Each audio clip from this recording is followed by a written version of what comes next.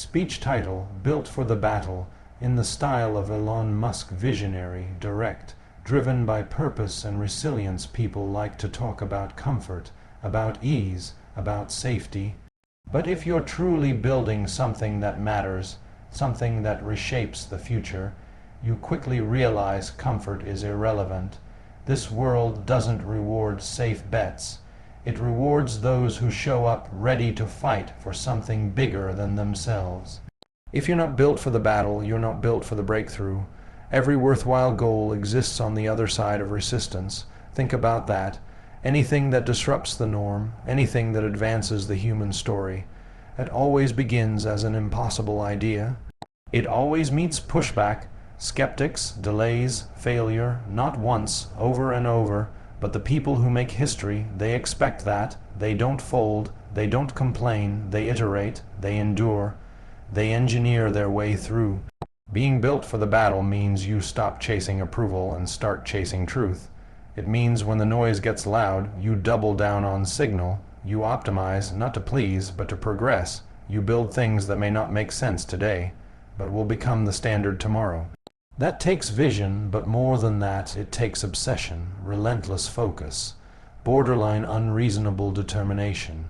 You don't get there by hoping, you get there by showing up, day after day, with your back against the wall and your eyes on the frontier. You do what others won't, work when they rest, think when they doubt, push when they quit. You treat pressure as data, fear as feedback, failure as iteration. You don't pray for easier problems, you design better solutions. The world will try to talk you out of it. They'll say you're unrealistic, that you're wasting your time, that it's already been tried, and maybe they're right, if you're like them.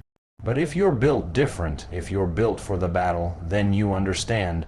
Breakthrough only comes to the stubborn, to the resilient, to the ones who keep going, not because it's easy, but because they must. Because there's no version of reality in which they don't try. Being built for the battle means you choose long-term relevance over short-term applause. It means you're willing to be misunderstood, underestimated, even ridiculed, because you're not here to impress the crowd. You're here to change the outcome. You're not optimizing for likes. You're optimizing for legacy. There's no magic formula, no playbook for the unknown. You will bleed, you will lose, you will want to quit. And still, you keep building, because something inside you refuses to settle. Something refuses to shrink just to fit the status quo. That something, that's what makes you dangerous. So when the storm comes, and it will, you don't panic. You don't hide, you don't retreat, you recalibrate, you re-engineer, you adapt. You've already run the simulation in your mind 100 times, and no matter how many times it fails, you find one more version, one more variation, one more algorithm, until it works. This isn't a speech for the comfortable. It's not meant for those who want life handed to them. It's for the builders, the engineers, the ones who will die on the hill for something 99% of the world can't even see yet. It's for the ones who understand that disruption isn't a trend, it's a necessity, and discomfort, that's the cost of greatness. You weren't made for applause. You were made for pressure. You were made for chaos. You were made for the edge, and that's where the battle is, not in the calm, but in the unknown, in the resistance, in the fight that never ends. So stop asking if it's going to be hard. It is. Stop asking if it's worth it. You are. The real question is, are you built for the battle? Discomfort is the cost of building something that matters. It's the entrance fee to the arena where real innovation happens.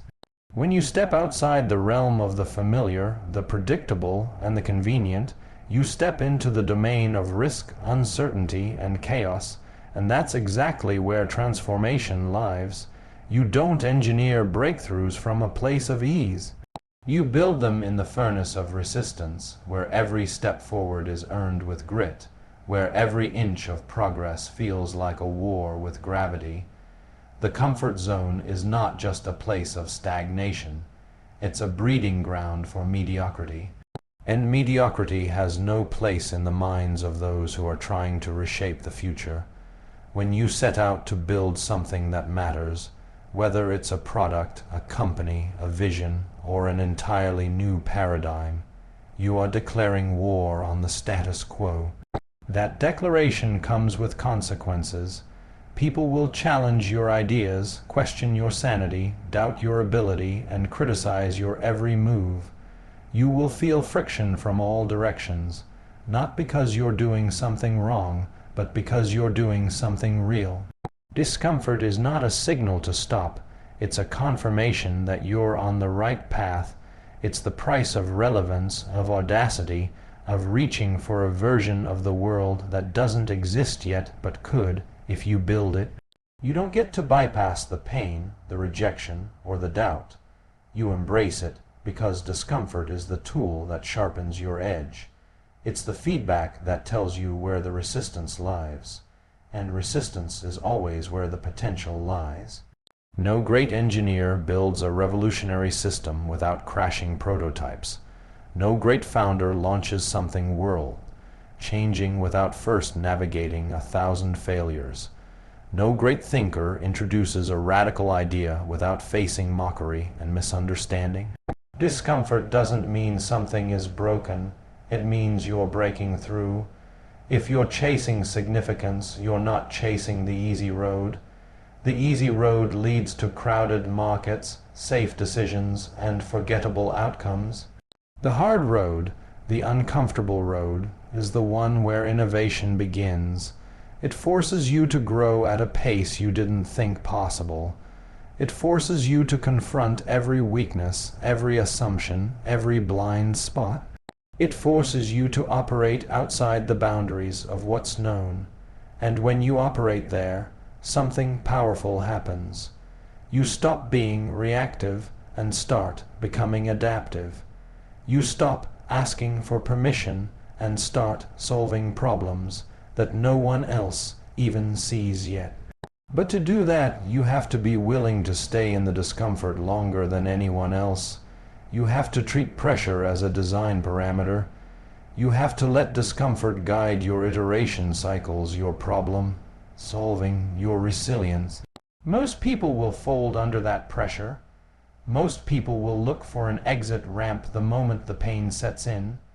But if you're serious about building something that matters, then you have to flip your relationship with discomfort. You have to see it not as an obstacle, but as fuel. Not as something to avoid, but as something to lean into. Every difficult decision, every sleepless night, every rejected pitch, every failed test, it all becomes part of the architecture. It all becomes part of the infrastructure that supports your vision. There's a reason why so few people do work that truly moves the needle. It's not because they lack talent. It's because they can't handle the toll. They want the impact without the instability. They want the credit without the criticism. They want the rewards of bold action while staying wrapped in the bubble of comfort. But comfort doesn't create revolutions. Comfort doesn't make space for the improbable to become possible. If you want to make a dent in the universe, you better be ready to get bruised, because the process will bruise you. It will strip away every illusion you had about yourself. It will expose you, push you, stretch you, burn you down to your core, and then ask for more. You'll want to quit. You'll question everything. You'll wonder if it's worth it. And in those moments when the doubt is loud and the discomfort unbearable, that's when you choose. Not with your words, but with your actions. That's when you decide whether you're in this for the accolades or for the mission. Whether you're here to play it safe or to play for the edge, because the edge is where transformation happens. The edge is where everything begins. Discomfort is not an accident. It's the signal that you are doing something original. It's the indicator that you are stepping into terrain that hasn't been mapped yet. The very nature of doing meaningful work means you are operating in a space without a safety net. There are no guarantees, no script, no easy fallback plan, but there is progress if you stay in the fight. There is evolution if you trust the process. There is excellence if you demand more of yourself than anyone else ever will. That demand on your time, your focus, your mind, your energy. It is uncomfortable, but it is essential. You don't solve hard problems with soft thinking. You don't build resilient systems with fragile effort. You need to be forged in something stronger. That forging happens in discomfort. It happens in long days with no winds, in silent nights where the weight of the mission feels unbearable, in failed experiments and lost deals and broken models. But with every loss, you build a deeper layer of strength. With every setback, you gain insight. With every failure, you increase fidelity. The discomfort forces you to strip away the unnecessary. It forces you to focus on what actually matters. And when you've suffered enough to stop caring about external praise and started caring only about results, that's when you're ready to do something that lasts. People will see the result and assume it was genius. They'll see the product and assume it was luck. They'll see the success and ignore the strain that built it. But you'll know every part of it was paid for, in uncertainty, in effort, in sacrifice, in discomfort. That's the real cost. Not money, not time, but pain, tension, persistence. That's what it means to be built for something bigger. You take the hits and keep designing. You take the losses and keep learning. You take the friction and convert it into momentum. Discomfort becomes the signal that you're alive in the work, that you haven't chosen the default, that you're reaching beyond what is toward what could be.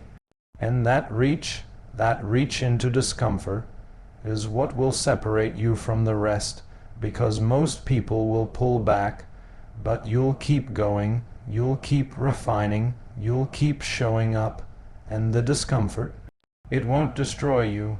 It will define you. Progress demands obsession, not approval.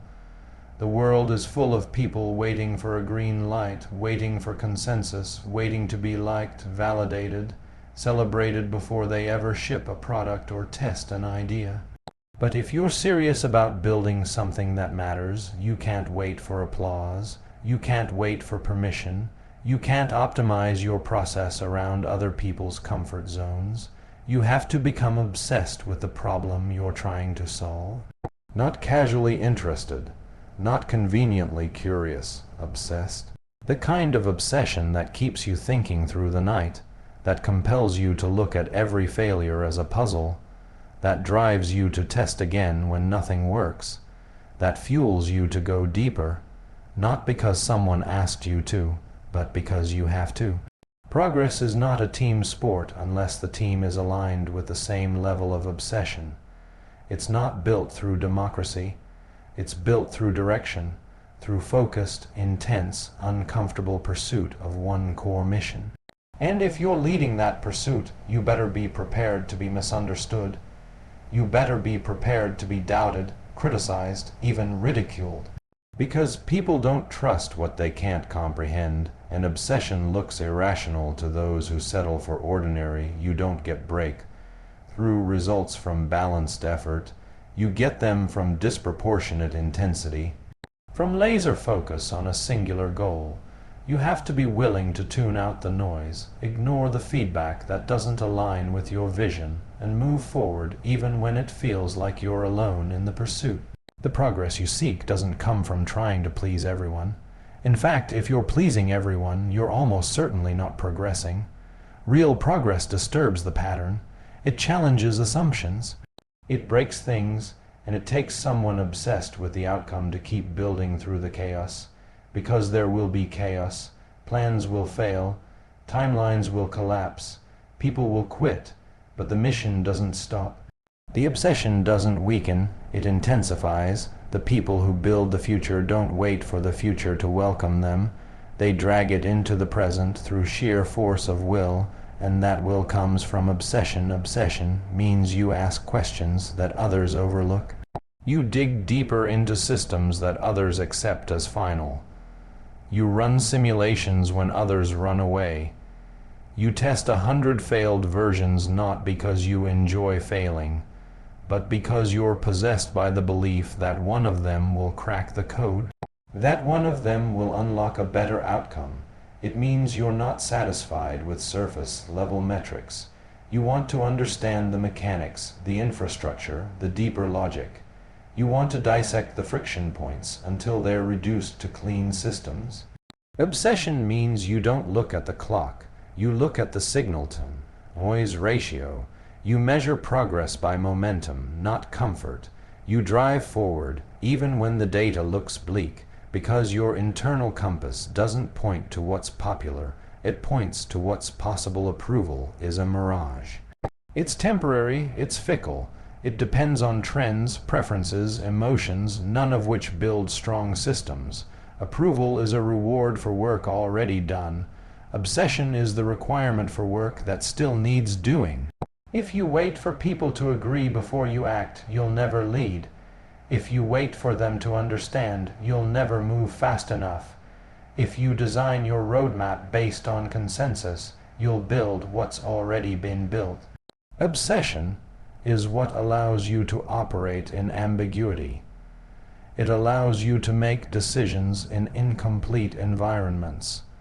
It forces clarity because you don't have the luxury of doubt.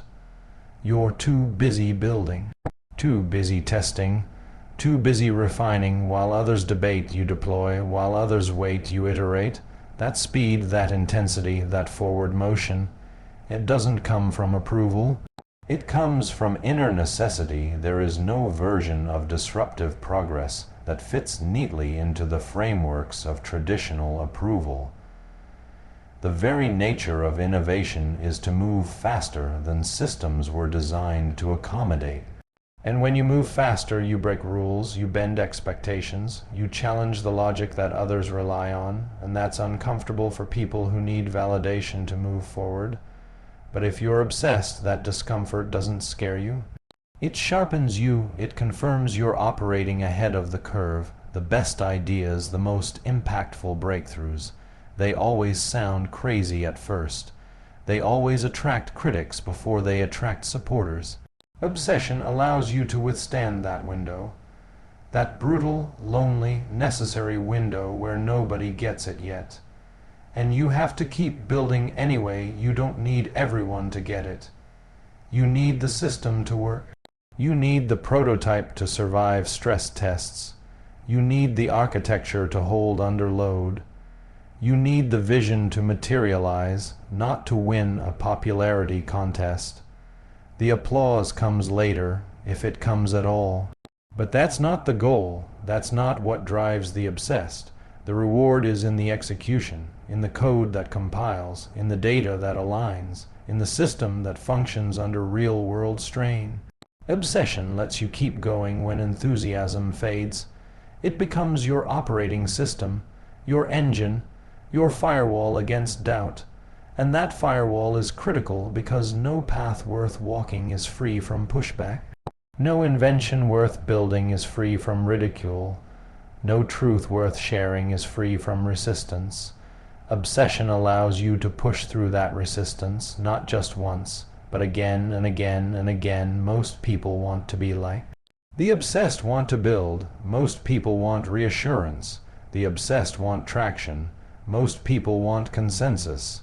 The obsessed want clarity. That clarity comes from doing the work, not talking about it, not marketing it, not waiting for it to be understood. Just doing the work again and again with ruthless consistency. Obsession doesn't mean you're blind to feedback. It means you filter it. You separate signal from noise. You optimize your inputs. You refine your process. But you never dilute the mission. You never abandon the core for the comfort of approval. You hold the vision even when the results aren't immediate. You carry the weight even when nobody else sees it yet.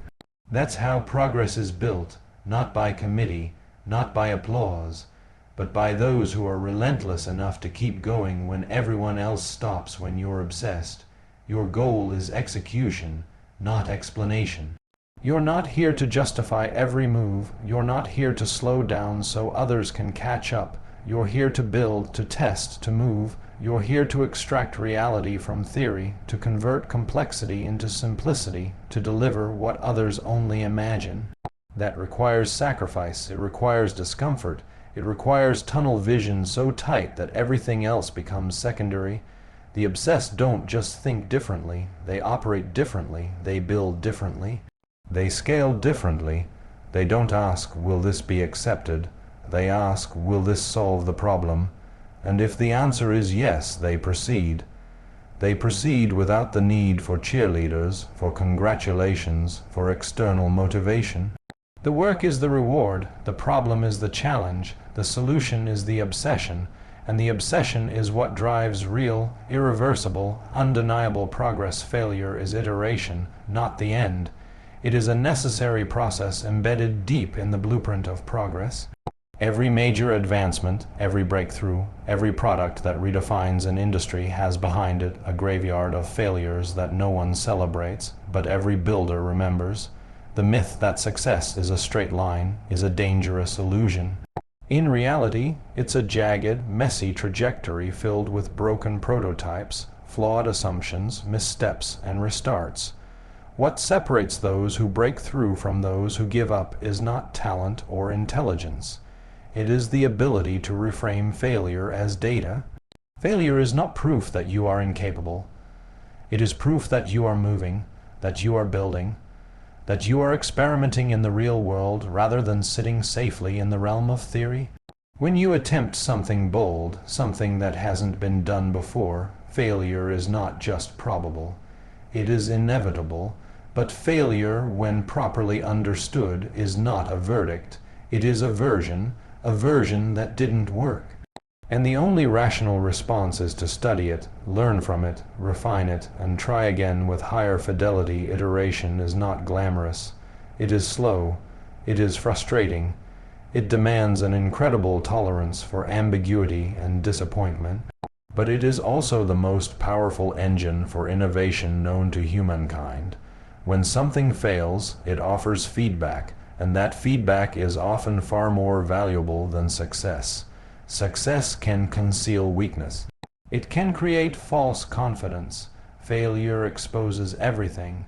It tells you where your assumptions were wrong, where your systems are fragile, where your thinking is incomplete. Every failure gives you a sharper lens, a clearer view, a better approximation of what will work. But only if you keep going, only if you keep testing. The real tragedy is not in failing. It's in quitting after the first, second, or third iteration and missing the breakthrough that might have come at version 8 or 10 or 21. Failure is painful, but it is also incredibly informative. It is how you train your mind to think in systems, to anticipate friction, to recognize patterns, to build robustness into your designs. The people who do meaningful work are not the ones who got it right the first time. They are the ones who refused to stop at wrong. They saw failure as part of the process. They embraced it not because they enjoyed it, but because they understood it. The process of iteration creates resilience. It creates clarity. It forces you to decouple your ego from your output. You stop taking failure personally and start treating it professionally. You stop seeing mistakes as identity and start seeing them as information. Every product that works today was once a product that didn't. Every solution that looks obvious now was once buried under layers of flawed thinking and broken logic. But someone had to work through it. Someone had to keep going. Someone had to fail over and over without letting it derail their mission. That's what iteration demands. Not just technical skill or strategic thinking, but emotional endurance. Failure often invites embarrassment. It draws criticism. It makes you vulnerable, but vulnerability is the cost of growth. You can't build something original while hiding from risk.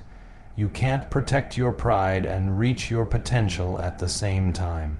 If you want to lead, if you want to innovate, if you want to shape the future rather than just exist in it, you have to be willing to fail in public. You have to be willing to be wrong, loudly and visibly, because that's where the best data lies.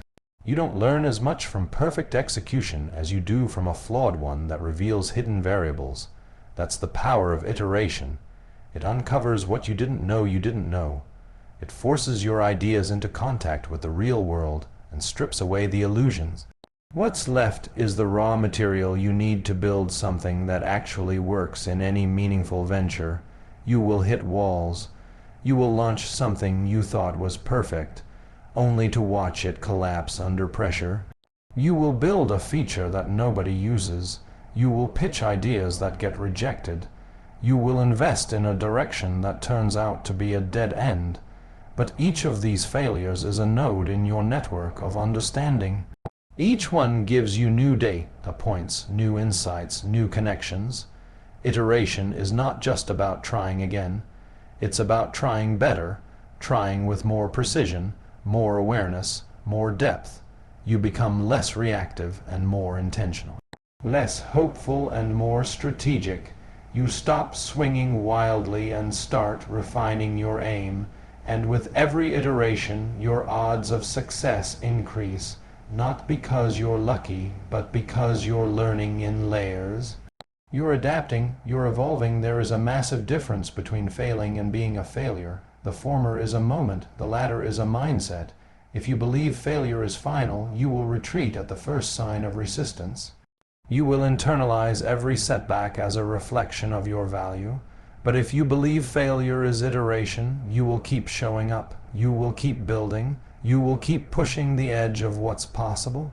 The best builders in the world are not the ones who never fail.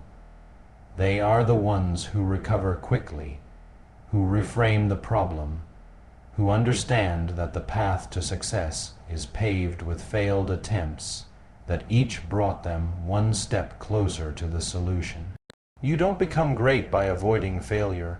You become great by metabolizing it, by using it as fuel, by transforming every breakdown into a break. Through iteration is not something you do once in a while. It is a lifestyle, it is a mindset, it is a commitment to never settle for the first version of anything, not your product, not your process, not your understanding of the problem. It's the belief that there is always a better version if you're willing to look for it. If you're willing to break things, if you're willing to let go of your attachment to what should work and instead focus on what does, that shift from rigidity to flexibility, from ego to exploration, is what unlocks real growth. Because when you're obsessed with getting it right, you stop fearing getting it wrong. You stop hiding behind excuses and start confronting the hard truths. You start building with the expectation that the first few versions won't work. And that's fine, because you're not chasing perfection. You're chasing performance, and performance improves through testing, through feedback, through iteration. The culture around you might reward perfection. It might elevate the highlight reel and ignore the behind. The scene's chaos, but you're not here for optics. You're here for outcomes. You're not building for applause. You're building for durability. That requires failure, not once, many times over and over, until the system stabilizes, until the product solves the right problem, until the solution becomes obvious. And when that moment comes, people will forget how many versions it took. They'll forget the setbacks. They'll only see the result, but you'll remember. You'll remember every late night, every redesign, every frustrating test, and you'll know that none of it was wasted, because failure was never the end. It was always the iteration that brought you here. Legacy is built by those who endure the unknown. It's not built by those who play it safe, who wait for guarantees, who only move when the outcome is already proven. Legacy requires walking into fog with nothing but conviction. It demands making decisions without certainty, acting without approval, pushing forward without a clear path. It's the product of people who are willing to be misunderstood, doubted, criticized, even mocked for long periods of time, because they refuse to compromise with average. They don't just chase goals. They pursue missions. Missions that outlast their own comfort, missions that remain intact even when everything else crumbles. These individuals aren't driven by applause, they're driven by purpose. They're driven by a need to build something that matters, something that extends beyond them, something that changes the trajectory for others, for the world, for the future. When you operate in the unknown, you operate without a map. You don't get the luxury of following a path someone else already cleared. You have to cut through the noise yourself. You have to build systems from scratch, question assumptions everyone else accepts, and operate in real time while absorbing real consequences. That takes resilience, but more than that, it takes belief. A belief that even if no one understands yet, even if no one supports yet, even if the outcome is still out of reach, the process is worth it. Legacy isn't given. It's forged in difficulty. It's forged in the spaces where most people hesitate and only a few are willing to step in and build. You don't get to talk your way into legacy. You earn it. Every decision you make in the dark is a brick. Every risk you take without assurance is another brick. Every failure you survive, every moment you persist without recognition, every time you keep moving forward with no audience, no reward, no guarantee, that's the blueprint. The unknown is not something to fear. It's something to master, because in the unknown is where original thinking is born. It's where real impact is created. It's where the problems no one else is solving begin to reveal themselves to those willing to listen closely and build quietly. Enduring the unknown doesn't mean you have all the answers. It means you're willing to keep asking better questions. It means you're willing to run experiments without expecting applause. It means you're okay with people not understanding what you're doing for a while. Maybe a long while, because legacy is never about instant gratification. Legacy is long-term, it's slow, it's heavy, and it requires patience with the process. It requires the ability to carry vision even when no one else sees it. Building legacy means you don't measure progress by validation. You measure it by direction. You measure it by how much closer you are to solving a real problem, to delivering real value, to executing on something that matters. The unknown throws you curveballs, introduces volatility, tests your endurance, and demands adaptation. It forces you to grow, to sharpen, to let go of weak ideas and build stronger ones. And each time you adapt, each time you recover, each time you upgrade your operating system in response to pressure, you lay another layer of foundation under your legacy. You earn trust not by pretending to know everything, but by proving you can navigate anything. People don't follow those who always have the answers. They follow those who keep moving forward no matter how complex the question. Those who build legacy are not loud at the beginning. They're not concerned with spectacle. They are obsessed with function. They are builders, not performers. Their reward isn't fame, it's effectiveness. It's seeing something they created solve a problem that once seemed unsolvable. It's knowing that their work created options that didn't exist before. It's watching their vision become infrastructure, their ideas become standards. But none of that happens without enduring the unknown, without sitting in silence and building anyway, without facing setbacks and showing up again, without hearing no after no and still continuing with yes-level effort. Most people don't make it that far because most people aren't willing to sit in the discomfort long enough. They want answers too soon, they want recognition too early, they want clarity before they're willing to contribute. But the people who build legacy understand that the work comes first. Always the unknown is not chaos. It's potential, it's untapped possibility. It's the raw space where builders carve out new ground. It tests your commitment. It demands clarity of mission. Because when you don't have direction, the unknown will consume you. But when you do have direction, the unknown becomes your advantage. You see what others don't. You move before others are ready. You set trends instead of following them, but you only get that edge if you endure the silence.